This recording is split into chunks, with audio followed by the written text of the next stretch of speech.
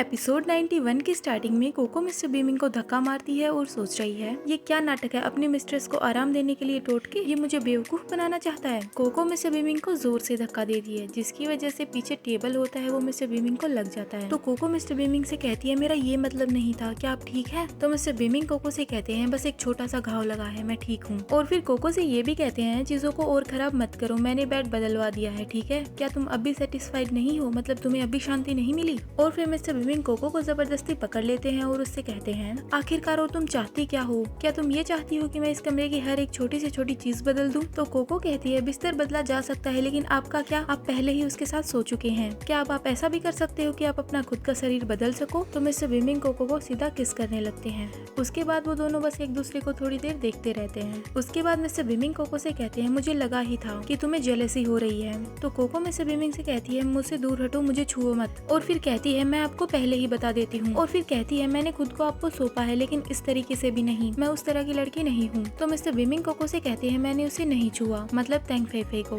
तो कोको ये बात सुन के सरप्राइज हो जाती है। तो मिस्टर बीमिंग कोको को बताते हैं उस दिन वो अकेली ही सोई थी, मैं पूरी रात तुम्हारे कमरे में ही बैठा रहा और तुम्हें सोते हुए देखता रहा। क्या ऐसा हो सकता है कि तुम्हें सचमुच उस दिन कुछ भी महसूस नहीं हुआ कि कोई तुम्हारे आसपास है? तो कोको मिस्टर बीमिंग से कुछ नहीं बोलती और पूछती है आप कैसे हैं? और फिर सोचने लगती है उस दिन मुझे लगा कि मैं ऐसे ही सोच रही हूँ कि कोई मेरे पास है, लेकिन शायद सच में कोई मेरे पास था। और फिर वो कहती है मैं, तो मिस्टर बीमिंग बोलना स्टार्ट कर देते हैं जिस बिस्तर पर वो सोई थी मैंने वो बदल दिया है, मैं उसके साथ कभी भी नहीं सोया हूँ। मैं नहीं जानता कि मैं किसी औरत को कैसे समझाऊं और कैसे शांत करूं, इसलिए अगर तुम कुछ सोच रही हो तो प्लीज मुझे बता दो और अब मुझ पर गुस्सा मत करना, ठीक है? उसके बाद कोको मिस्टर बीमिंग को गले लगा लेती है और कहती है थैंक्स। तो मिस्टर बीमिंग कहते हैं थैंक्स किस लिए? तो कोको सोचने लगती है मुझे ये सब समझाने के लिए थैंक यू, और भगवान का भी थैंक यू जो उस रात कुछ भी नहीं हुआ। कोको ने मिस्टर बीमिंग को कस के गले लगा रखा था तो उनकी पीठ में दर्द होने लगता है। तो कोको मिस्टर बीमिंग से कहती है क्या मैंने आपको चोट पहुंचाई? तो मिस्टर बीमिंग कहते हैं अगर तुम ये बात जानना चाहती हो तो तुम खुद ही चेक क्यों नहीं कर लेती?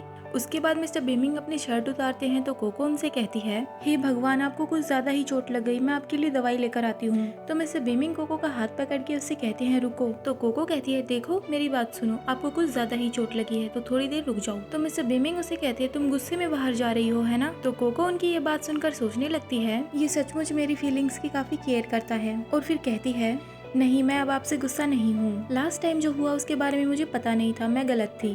तो मिस्टर बीमिंग उससे कहते हैं मैं नहीं चाहता कि तुम मुझसे डरो, और ये भी उस दिन मैंने कैरियोके रूम में कहा कि तुम मेरी गर्लफ्रेंड हो। उसके बाद मिस्टर बीमिंग सोचने लगते हैं डोंग फेंगशेंग ने कहा था एक औरत को बस मनाने की जरूरत होती है, बस उसे थोड़ा मनाओ। तो कोको मिस्टर बीमिंग से कहती है उस टाइम सिचुएशन ही ऐसी थी कि आपको ऐसा बोलना पड़ा, तो आप ऐसा बोलना चाहो तो बोल सकते हो, आपकी चोट काफी सीरियस है तो मैं अभी दवा लेने जाती हूँ। तो मिस्टर बीमिंग कहते हैं क्या ऐसा करना ही होगा? मुझे झूठ बोलना पसंद नहीं है, मैं जो कह रहा हूँ वो सच है, क्या तुम समझ रही हो कि मैं तुमसे क्या कहना चाह रहा हूँ? तो कोको मिस्टर बीमिंग से कहती है हाँ मैं जानती हूँ, पहले मुझे आपकी चोट ठीक करने में मदद करने दीजिए। तो मिस्टर बीमिंग सोचते हैं हाँ ये मेरी बात समझ गई। और ये एपिसोड यहीं पे खत्म होता है। Bye bye.